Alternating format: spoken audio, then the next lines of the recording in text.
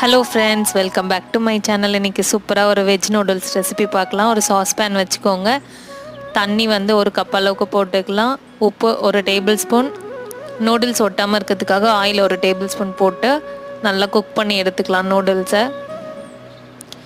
ஒரு 5 to 6 மினிட்ஸில் noodles நல்லா வெந்துடும்.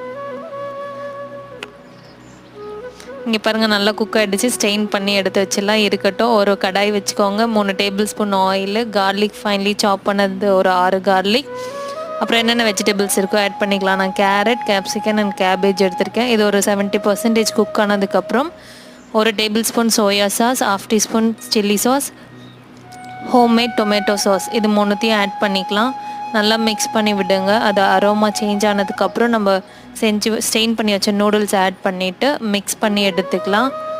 ஃபைனலாக கார்னிஷிங்க்கு வந்து ஸ்ப்ரிங் ஆனியன் மேலே போட்டுட்டு சர்வ்